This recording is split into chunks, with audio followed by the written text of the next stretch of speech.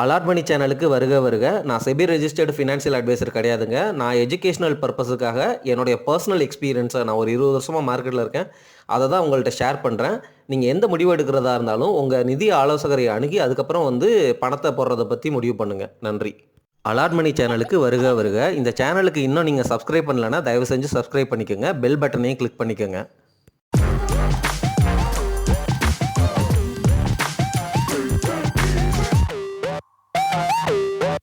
அனைவருக்கும் வணக்கம். நம்ம சேனலில் லைவ் செஷன் வரும் பொழுதெல்லாம் நீங்கள் ஹாஸ்பிட்டல் ஸ்டாக்கு நேம்ஸை எங்கிட்ட கொடுத்து இந்த ஹாஸ்பிட்டல் ஸ்டாக்கை பற்றி சொல்லுங்கள் அப்படின்னு கேட்குறீங்க.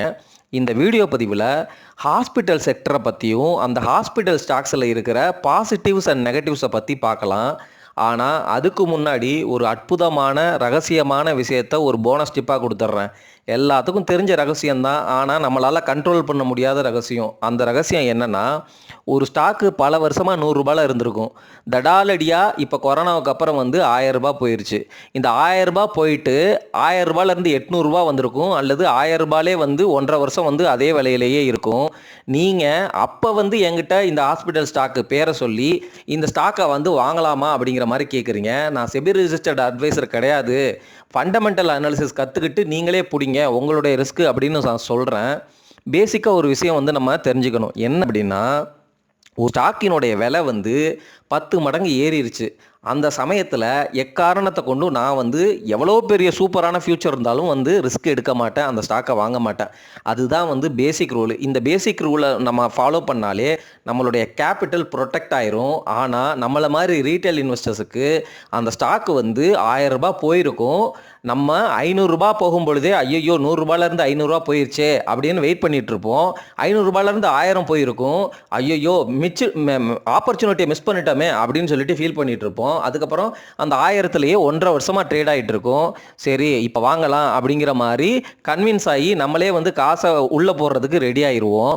அந்த சமயத்தில் ஓரளவு நாலேஜபிள் இன்வெஸ்டராக இருந்தால் நம்மளை மாதிரி சேனலில் போடுற வீடியோக்களை பார்த்துட்டு ஓகே இபிஎஸ் என்ன இருக்குது, பிபிஐ ரேஷியோ என்ன இருக்குது அப்படின்னு சிம்பிளாக அனலைஸ் பண்ணிவிட்டு இந்த ஸ்டாக்கை வாங்கலாம் அப்படின்னு முடிவு பண்ணி ஸ்டாக்கை வாங்குவாங்க.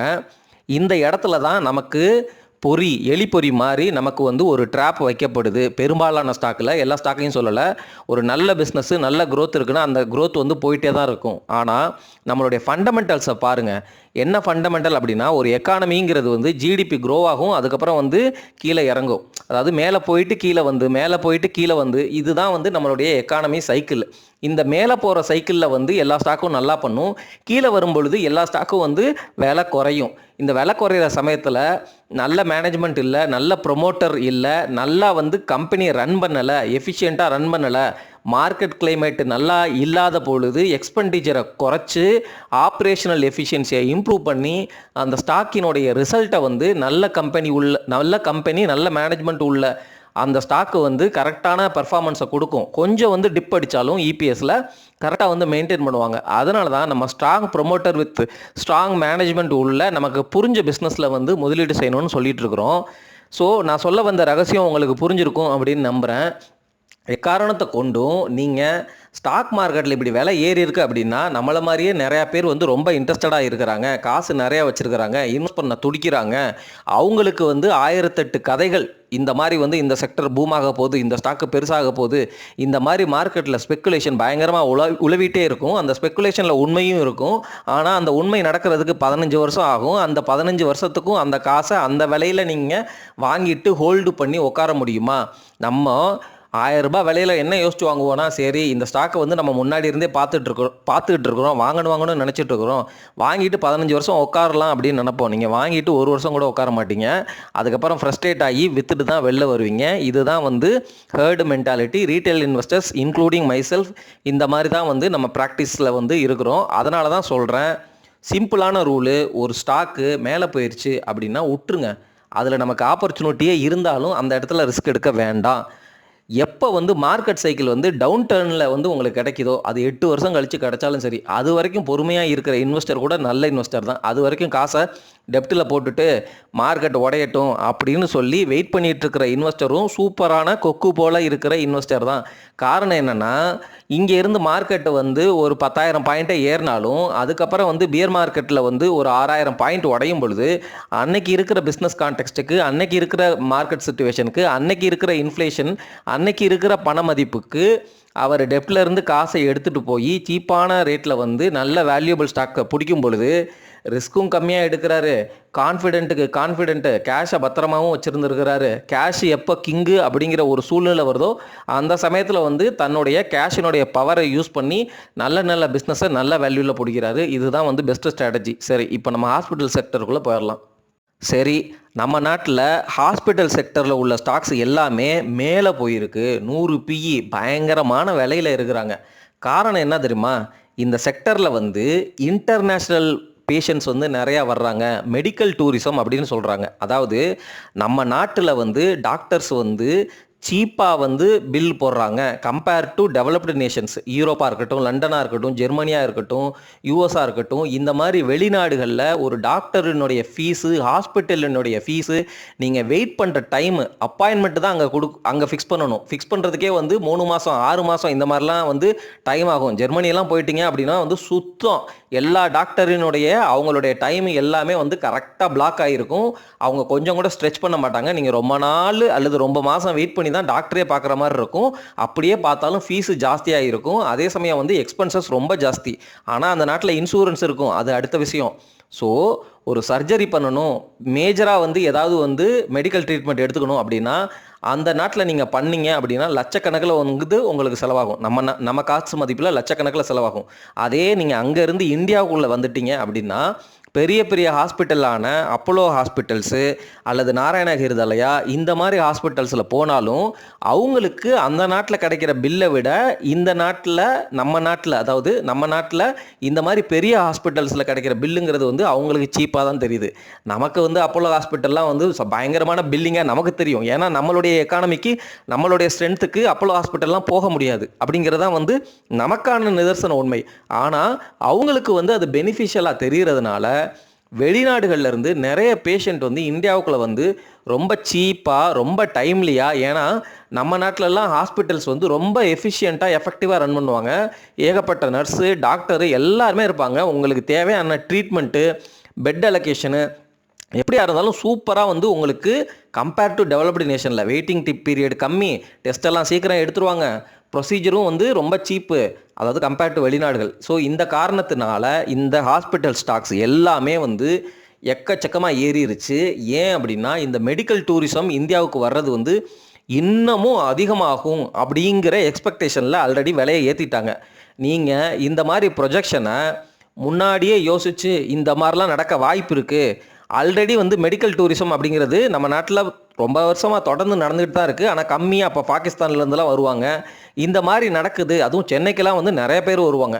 ஸோ இந்த ட்ரெண்டை நீங்கள் ஐடென்டிஃபை பண்ணீங்க அப்படின்னா எப்போ வந்து இந்த மாதிரி பெரிய பெரிய ஸ்டாக்ஸ் எல்லாம் வந்து கம்மியான விலையில் கிடச்சிச்சோ, ஃபார் எக்ஸாம்பிள் ஃபோர்ட்டிஸ் ஹாஸ்பிட்டல்லாம் வந்து ஒரு பெரிய இஷ்யூவே போச்சு, ஃபண்டமெண்டலான இஷ்யூ. அதனால் நான் வந்து ஃபோர்ட்டிஸ் ஹாஸ்பிட்டல்லாம் வாங்கலை. சரிங்களா, 180 ரூபாயோ 150 ரூபாய் கிடச்சிச்சு. சரி, இவங்க ரிவைவ் பண்ணுற மாதிரி தெரியுதே, இந்த ஹாஸ்பிட்டல் வாங்கலாமா அப்படின்னு யோசிச்சுக்கிட்டே இருந்து விட்டுட்டேன். நான் சொல்ல வர்ற பாயிண்ட்டு, இந்த ட்ரெண்டை நீங்கள் முன்னாடியே வந்து யூகிச்சு பிடிச்சா மட்டும்தான் உங்களுக்கு ஸ்டாக் மார்க்கெட்டில் ரிட்டர்ன். எல்லாத்துக்கும் தெரிஞ்சு 100%, 200% ஏறினதுக்கப்புறம் நீங்கள் பிடிச்சிங்க அப்படின்னா அது ரிஸ்க்கு. இந்த உண்மையை உணர்ந்து கொள்ளுங்கள். சரி, இப்போது மெடிக்கல் டூரிசம் வந்து லாங் டேர்முக்கு இன்னும் பூமாக போகுது. 17%, 18% வந்து ஆனுவல் growth இருக்கும் அப்படின்னு சொல்கிறாங்க. சரி, இது உண்மையாகவே இருக்கட்டும். ஆனால் நீங்கள் புத்திசாலியான முதலீட்டாளராக இருந்தால் இந்த சமயத்தில் அப்போ மெடிக்கல் டூரிசம் நிறையா ஆக போகுதா? அப்போது ஏர்லைன் இண்டஸ்ட்ரி வந்து பெனிஃபிஷியல் ஆகலாம் தானே. அப்போது ஏர்லைன் இண்டஸ்ட்ரியில் ஏன் நல்ல ஸ்டாக்கை நான் பிடிக்கக்கூடாது? அப்போது ஏர்லைன் ஸ்டாக்ஸை வந்து நீங்கள் பிடிக்கிற மாதிரி யோசிக்கணும். இது சிந்தனை மட்டும்தான். ஏர்லைன் ஸ்டாக்கில் ஏகப்பட்ட ரிஸ்க் இருக்குது. அதில் வந்து க்ரூட் ஆயில் ப்ரைஸ்லாம் ஏறிச்சுன்னா அவங்களுக்கு லாபமே கிடையாது. ஏர்லைன் வந்து ரொம்ப ரொம்ப பயங்கரமான லாஸை கொடுக்கக்கூடிய இண்டஸ்ட்ரி. அதனால் நான் பர்சனலாக ஏர்லைன் இண்டஸ்ட்ரியில் வந்து இன்வெஸ்டே பண்ண மாட்டேன். வாரன் பஃபெட்டே இன்வெஸ்ட் பண்ணி தோத்துட்டாரு. ஸோ நீங்கள் யோசித்தது அந்த direction correct. Okay, medical tourism வந்து இம்ப்ரூவ் ஆக போகுது. மெடிக்கல் டூரிசம் இம்ப்ரூவ் ஆக போகுது அப்படின்னு சொல்லிட்டு மார்க்கெட் வந்து மெடிக்கல் ஸ்டாக்ஸு, ஹாஸ்பிட்டல் ஸ்டாக்ஸை விலை பயங்கரமாக ஏற்றிருக்கிறாங்க. அப்போது மெடிக்கல் டூரிசம்னால வேறு எந்தெந்த செக்டர்லாம் வந்து நமக்கு பாசிட்டிவாக இருக்க வாய்ப்பு இருக்குது. அப்போ டொமஸ்டிக்காக வந்து ஃபார்மசிட்டிக்கல்ஸ் வந்து நிறையா சேல் ஆக வாய்ப்பு இருக்குது. இந்த மாதிரி ஏர்லைன் இண்டஸ்ட்ரி பெனிஃபிட் அடைய வாய்ப்பு இருக்குது. இந்த மாதிரி நீங்கள் யோசிக்கணும். அப்போது ரிலேட்டடான செக்டரில் ஒரு செக்டர் மட்டும் மேலே போயிடுச்சு அப்படின்னா இந்த ரிலேட்டடான செக்டரில் சீப்பாக இருக்கிற நல்ல கம்பெனிகளை நம்மளால் பிடிக்க முடியுமா? எப்போவுமே சிம்பிளாக வந்து ஸ்டாக் ப்ரைஸ் வந்து ரொம்ப வருஷம் கன்சாலிடேட் ஆகிட்டு இருக்கா? கன்சாலிடேட் ஆகிட்டு இருக்குன்னா ஒரே ப்ரைஸ் ரேஞ்சில் கிடக்குதா, அல்லது பீக்கில் இருந்து ரொம்ப அடிமாட்டு விலைக்கு கிடக்குதா, நல்ல கம்பெனியா, கடன் இல்லாமல் கேஷ் ரிச்சாக இருக்கிறாங்களா, நல்ல மேனேஜ்மெண்ட்டாக, இந்த மாதிரி ஃபண்டமெண்டல் அனாலிசிஸை பண்ணிவிட்டு அதனுடைய ஸ்டாக் வேலையை பார்த்து நமக்கு சாதகமான சூழ்நிலையில் நீங்கள் ரிஸ்க் எடுக்கும் பொழுது மட்டும்தான் அந்த ரிஸ்க் வந்து ரிட்டனாக மாறும். இல்லாட்டி வந்து பயங்கரமாக உங்களுக்கு லாஸை தான் கொடுக்கும். இந்த இடத்துல நான் இப்படி தான் யோசிக்கிறேன்னு வச்சுக்கோங்க. ஃபார் எக்ஸாம்பிள் வந்து ஹாஸ்பிட்டல் செக்டர் மிஸ் பண்ணிட்டேனே, ஏறிடுச்சு, அப்போ ஏர்லைன் இண்டஸ்ட்ரியை வந்து அனலைஸ் பண்ணணும்னு நினைக்கிறேன். ஆனால் ஏர்லைன் இண்டஸ்ட்ரி ரொம்ப லாஸ் தரக்கூடிய இண்டஸ்ட்ரி அது அப்படிங்கிற புரிதல் இருக்கிறவங்க அந்த ரிஸ்க்கை எடுக்க மாட்டாங்க. புரியுதுங்களா? இப்போது ரிலேட்டட் செக்டரில் ஏர்லைன் இண்டஸ்ட்ரி வந்ததுனால உடனே நான் புத்திசாலித்தனமாக போய் ஏர்லைன் இண்டஸ்ட்ரியில் உள்ள ஸ்டாக்கை நான் வாங்கலை.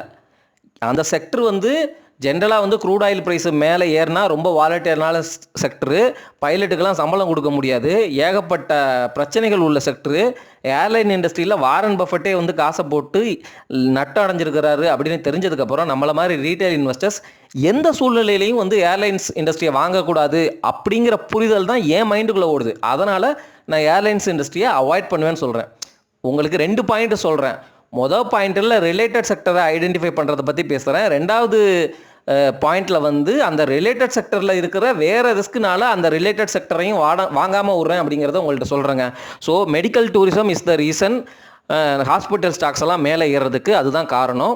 அப்போலோ ஹாஸ்பிட்டல்லாம் பாருங்கள், நிஃப்டி 50க்குள்ளே உள்ளே வந்துருச்சு. சரி, இந்த காரணங்களால் மட்டுமே தான் வந்து நம்மளுடைய ஹாஸ்பிட்டல் ஸ்டாக்ஸ் எல்லாமே வந்து மேலே ஏறி இருக்குது. இன்னமும் வந்து பயங்கரமாக சொல்கிறாங்க மேலே ஏறப்போகுது, பல வருஷத்துக்கு வந்து மெடிக்கல் டூரிசம் இருக்க போகுதுன்னு சொல்கிறாங்க. சரி, இந்த ஸ்டாக்கினுடைய நெகட்டிவ்ஸை வந்து பார்க்கலாம்.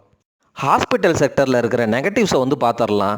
நம்ம ஹாஸ்பிட்டல்ஸை வந்து வாங்கும் பொழுது அவங்க எப்போ ஆரம்பித்தாங்க, அவங்கக்கிட்ட வந்து எத்தனை ஹாஸ்பிட்டல்ஸ் இருக்குது, எவ்வளோ பில்டிங் இருக்குது, எத்தனை பில்டிங் வந்து எவ்வளோ வருஷத்துக்கு முன்னாடி கட்டப்பட்டது, அவங்களுடைய மெஷினரி எக்யூப்மெண்ட் எல்லாம் பழசா புதுசா, அந்த ஹாஸ்பிட்டல் வந்து ஏஜிங் இன்ஃப்ராஸ்ட்ரக்சர் கொண்ட ஹாஸ்பிட்டலாக இருந்தால் அது வந்து பேஷண்ட்ஸை வந்து நிறையா அட்ராக்ட் பண்ணாது. சரிங்களா? அவங்களுக்கு வந்து நிறையா மெயின்டெனன்ஸ் காஸ்ட்டு, அந்த ஏஜிங் இன்ஃப்ராஸ்ட்ரக்சரை வந்து மிட்டிகேட் பண்ணுறதுக்காக புது பில்டிங் கட்டணும், புது மெஷினரி வாங்கணும், இந்த மாதிரி பிரச்சனைகள் இருக்குது. அதே சமயம் ஒரு ஹாஸ்பிட்டலில் ரன் பண்ணுறது அப்படிங்கிறது வந்து ரொம்ப ரொம்ப ரிஸ்கியான விஷயம். காரணம் என்னென்னா, உங்களுக்கு டாக்டர் கிடைக்கணும், டாக்டருக்கு வந்து நீங்கள் அதிகமாக ஃபீஸ் கொடுக்குற மாதிரி இருக்கணும்.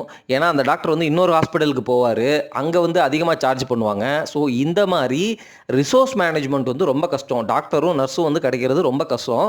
அதாவது டாக்டர்ஸ் எல்லாம் வந்து நம்ம நாட்டில் வந்து ரொம்ப கம்மியான மெடிக்கல் சீட்டு தானே. ஸோ வெளில வர்ற டாக்டர் வந்து கம்மி, நம்ம பாப்புலேஷன் ரொம்ப ஜாஸ்தி, இந்த மாதிரி பிரச்சனைகளும் இருக்குது. அதே சமயம் வந்து சப்போஸ் அந்த ஹாஸ்பிட்டலில் ஏதாவது ஒரு பேஷண்ட் வந்து உயிரிழந்தா அதுக்கப்புறம் வந்து அது நியூஸ் ஆகிட்டா ஹாஸ்பிட்டலினுடைய இமேஜே டேமேஜ் ஆயிரும், அந்த ஹாஸ்பிட்டலுக்கு யாருமே போக மாட்டாங்க. இந்த மாதிரி ரிஸ்க்கும் இருக்குது. அதே சமயம் கவர்மெண்ட் வந்து சப்போஸ் இன்ஃபெக்ஷன் சரியாக கண்ட்ரோல் பண்ணலை, சேஃப்டி மெஷர்ஸ் சரியாக எடுக்கலை அப்படின்னா வந்து அது மிகப்பெரிய வைரலான நியூஸ் ஆயிரும். கவர்மெண்ட் வந்து நிறையா வந்து அப்புறம் ஸ்ட்ரிக்டாக ரூல் போடுவாங்க, ஸ்க்ரூட்டனைஸ் பண்ணுவாங்க. இந்த மாதிரி ப்ராப்ளம்லாம் வந்து பயங்கரமாக நடக்கும். ஹாஸ்பிட்டல் வந்து அதுக்கப்புறம் தத்தளிக்க ஆரம்பிச்சிரும். இந்த மாதிரி பிரச்சனைகள்னால தான் வந்து ஹாஸ்பிட்டல் செக்டர்ஸ் வந்து நம்ம வந்து அவாய்ட் பண்ணுறது. இதெல்லாம் வந்து நெகட்டிவான reason. So end of the day இந்த செக்டர் வந்து ஃபார் எக்ஸாம்பிள் ஆனந்த் ஸ்ரீனிவாசன் சார்லாம் வந்து நீங்கள் கேட்டிங்கன்னு வச்சுக்கோங்களேன், ஹாஸ்பிட்டல் செக்டர் தொடமாட்டேன் அப்படிங்கிற மாதிரி சொல்லுவார். ஏன்னா வந்து இது ரொம்ப கஷ்டமான பிஸ்னஸ். அதாவது என்னென்னா வந்து டாக்டரை பிடிச்சி இதை வந்து ரன் பண்ணுறது அப்படிங்கிறது வந்து ரொம்ப ரொம்ப கஷ்டம் அப்படிங்கிற மாதிரி அவர் சொல்லுவார்.